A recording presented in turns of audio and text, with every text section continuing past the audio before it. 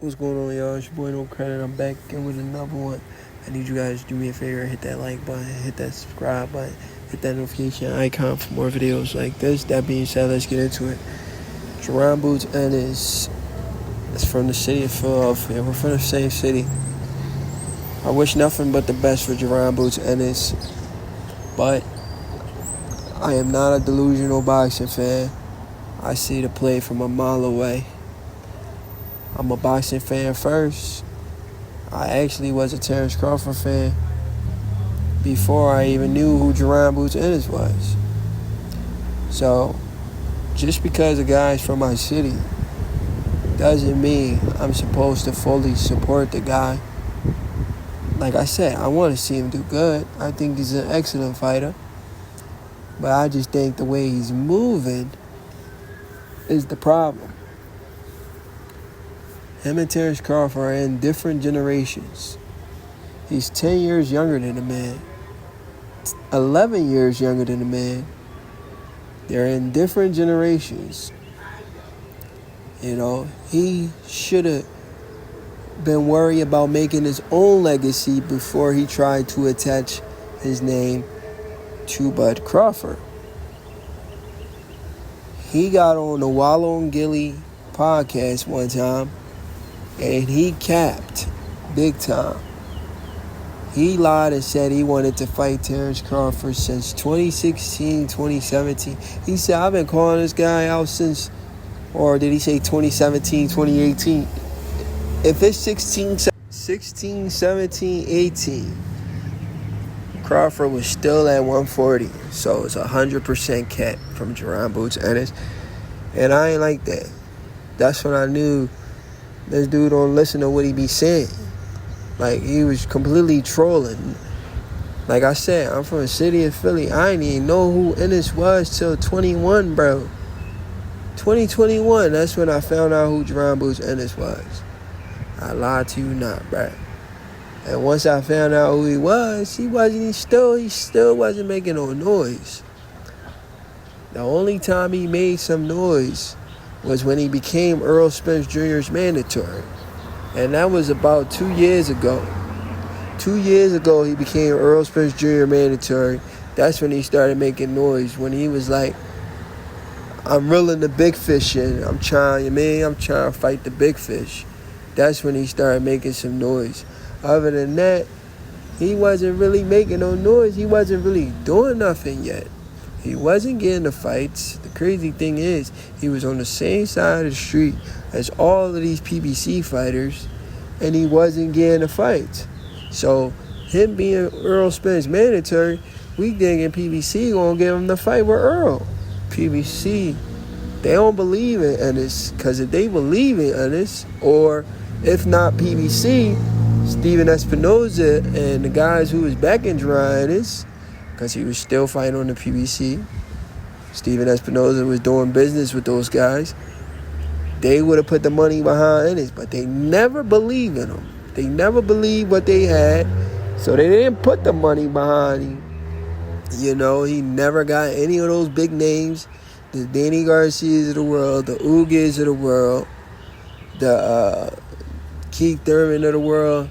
He never got any of those names. He never got any of those guys on his side of the street, but yet boxing fans want us to believe that he wanted to fight Bud. Fast forward, 23, 22, he was ranked very high in the WBO. What did he do? He neglected to lead the WBO, right? When he left the WBO, what did he do? He fought Karen, a guy nobody knew of. This guy right here, Karen Chuka. He fought this guy instead of getting his WBO shot at Terence Crawford.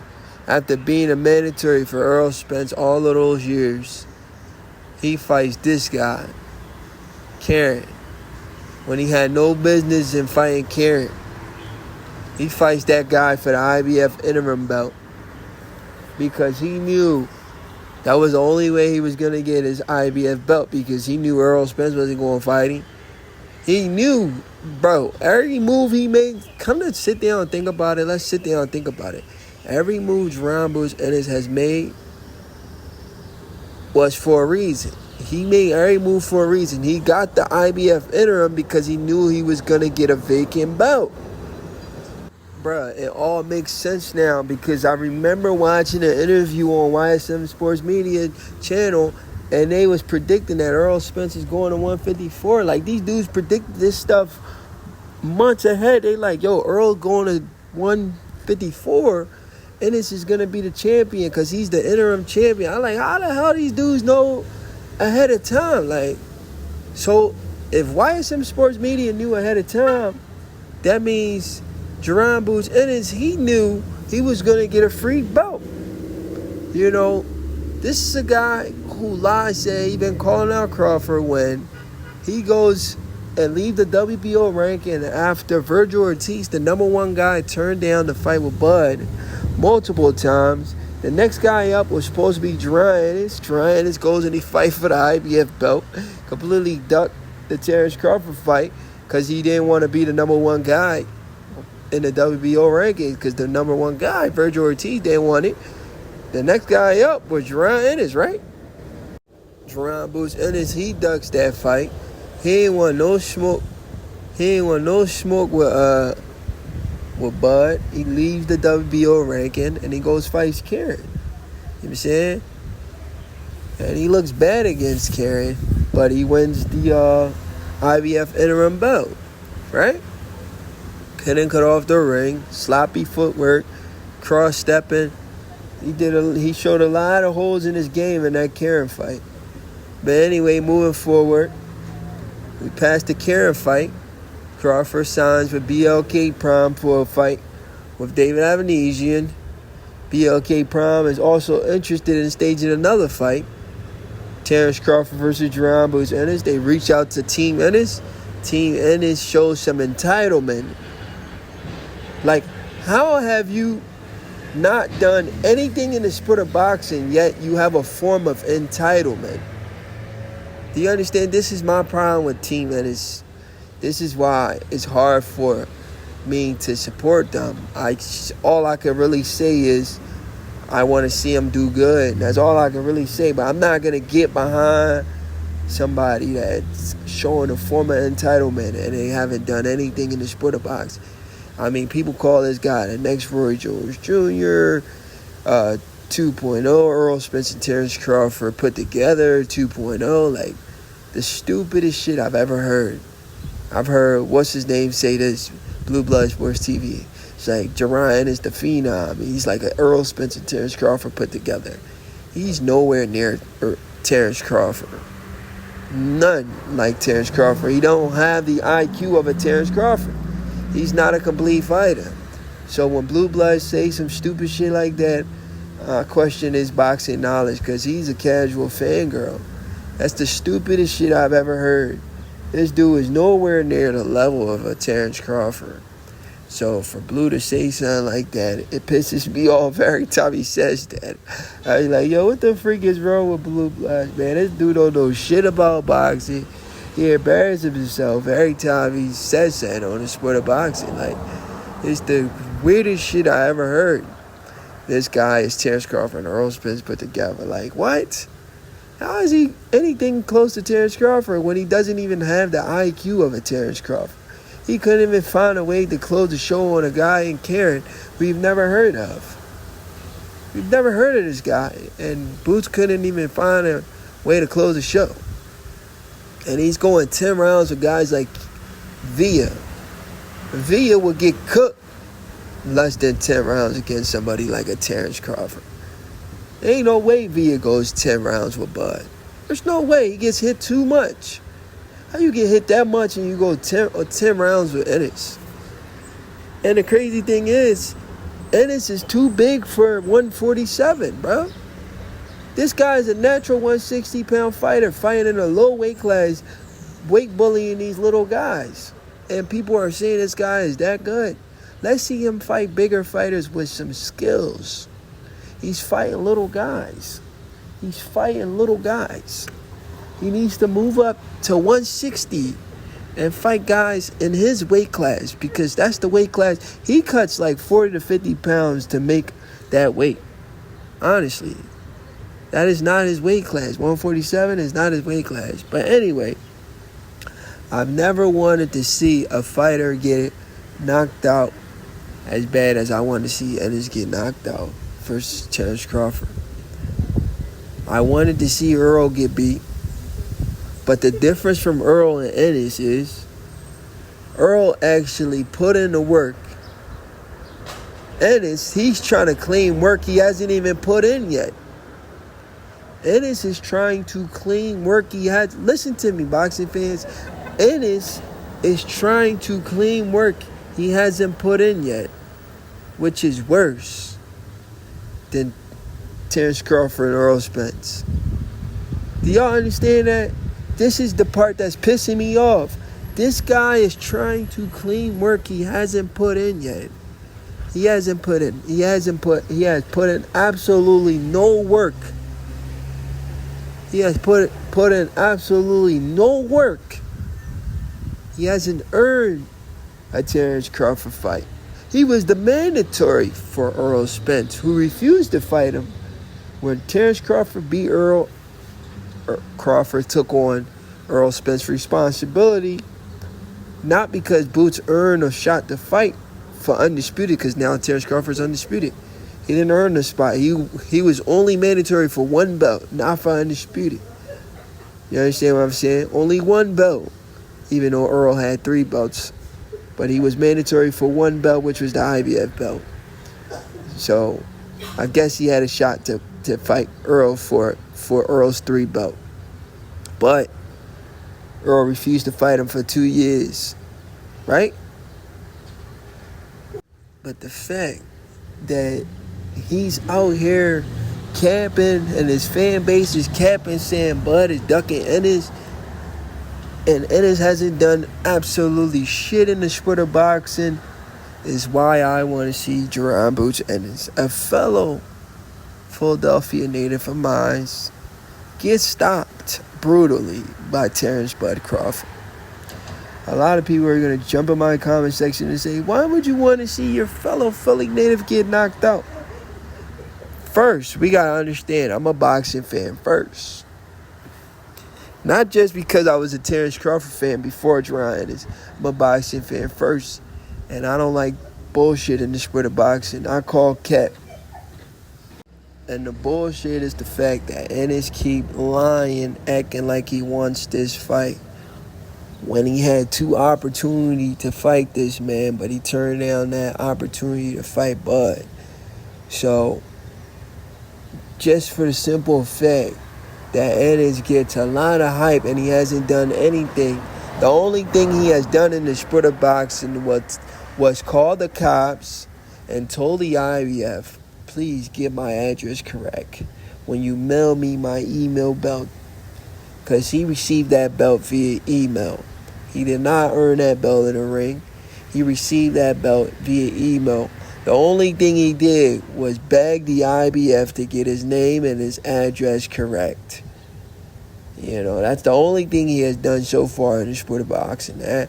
He has done absolutely nothing in the sport of boxing except call the cops, file a 20-page essay on why he should get the IBF belt, knowing damn well that Crawford was locked in a contract with Earl Spence.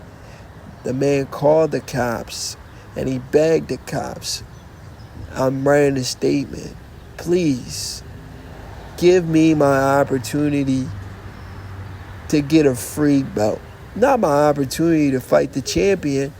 Because if he really wanted his opportunity to fight the champion, he could have waited till the contract expired and then told the IBF to order the fight. He knew there was a contract. He had no intentions of fighting Bud Crawford because you knew these 2 guys was locked in a 2-fight contract. Let me tell you, boxing fans, and do you know these guys know news before we boxing fans know that? Team Ennis knew Crawford and Earl was in in negotiation was going to fight twice before they even fought. They knew that in advance because he's with PBC. He's behind the scenes. He would know that before the fans. Do y'all know that? He would know inside information before us. So he knew Earl and Crawford was going to fight twice. Knowing that, why wouldn't you wait for your opportunity to actually fight? Why would you be okay with getting an email belt? He has accomplished absolutely nothing in the sport of boxing, but called the cops and told the cops to get his name correct and his address correct. Okay? Listen, don't forget my address, man. Make sure you guys get my address correct, man, when you guys mail me my belt. And when you mail me my belt, make sure it's confidential. Don't tell too many people about it. Like we don't already know you're getting that belt mailed to you via email. Like, you got the belt via email and then you got it UPS mailed to you. Like, come on, bro. Like, what, bro? Stop. And this is the problem with the sport of boxing. The guy has done absolutely nothing in the sport of boxing to warrant a Terence Crawford fight. This guy has not been on pay-per-view. This guy has not done nothing. Well, he's been on an undercard for Gervonta Davis pay-per-view.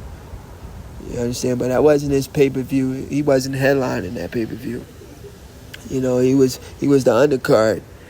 But he's done absolutely nothing. And I mean nothing, bro, to warrant a Terence Crawford fight. So, me personally, I've never wanted to see a guy get knocked out so bad like I want to see Jaron Ennis get knocked out. But now he's trying to back out of the Terence Crawford fight. I recently seen an interview where his father said, now we want to make our own legacy, which is disgusting. How do you want to make your own legacy now when you've been clout chasing Bud all of these years now? You've been clout chasing Bud, claiming you wanted to fight the man. His team one time called Terence Crawford a sucker because Crawford was fighting David Avanesian, talking about, why didn't you pick me? After the David Avanesian fight, he tried to pick you. After the David Avanesian fight, what did you say? You were too entitled by saying, I'm not fighting Terence Crawford on BLK Prime. If he wants to fight me, he got to come on Showtime. When you're not a freaking draw, bro, how are you going to make demands and be entitled when you're not a draw? Clearly, you don't want that smoke.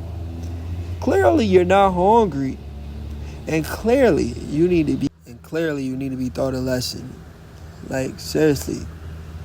I never wanted to see a guy get knocked out as bad as I want to see Jaron Ennis get knocked out by Bud. If Turkey Ali can just make that fight, I'll be the happiest man on earth, even though Jaron Ennis and his team is trying to back out of that fight. Talking about now they're ready to make their own legacy. No. You can't clout chase. Attach your name to somebody. When that person signs to the same promotional company as you, you both are on Matchroom. Now you want to back out of the fight? No, we not doing that. Like we say in the city of Philadelphia, we're going to put you to the test and see if you really like that. See if you really on shit. See what you really on. And right now, I don't think you on shit. Because you talking about you want to make your own legacy. Nah, ain't nobody trying to hear that, bro. You going to have to rumble this man. You was talking crazy. You know what I'm saying? Saying all that crazy shit like Crawford ducking you. Come get your belt back. Knowing damn well you filed a petition for Earl Spence. And that belt. Knowing damn well you filed a petition for Earl Spence. The petition wasn't for Crawford. The petition was filed before Crawford even for Spence. This is what boxing fans don't know and need to educate themselves on the sport of boxing. I just want Terence Crawford to get the last laugh and ask Jaron Ennis what he asked all of his opponents. Did you get what you was looking for? Did you get what you was looking for? When you attach your name to my name, Clout chased me thinking it was sweet, thinking you had the advantage because you want to be a weight bully, 5'10", cutting 50 pounds to make 147 when you're naturally a 160-pound fighter. Did you get what you was looking for? the crazy part about this is not that Jaron Ennis is capping about trying to fight Crawford. It's the fact that the fans putting a battery in the dude's back, telling him he's great just like Bud Crawford. He's great just like Floyd Mayweather. He's great just like Roy Jones Jr. He's great just like Earl Spence. He's not in the conversations with none of those guys. He hasn't accomplished absolutely nothing in the sport of boxing. How many times I got to say this shit over and over? He has not accomplished nothing. At least Earl Spence was accomplished when we was talking about that fight. At least Earl Spence did something. He actually went out there and did something. Boots has done absolutely nothing but told the IBF to get his name and address correct, to get his email belt. Like, what are you boxing fans talking about? Putting a battery in this dude back and he hasn't accomplished nothing in the sport of boxing but tell the IBF to get his name and address correct. This is ridiculous when it comes to the sport of boxing, man. And you boxing fans are pathetic, man. But I really want to see Crawford put this dude to sleep and ask this dude, did you get what you was looking for? Clout chasing going wrong. Anyway, it's your boy No Credit. And I'm out.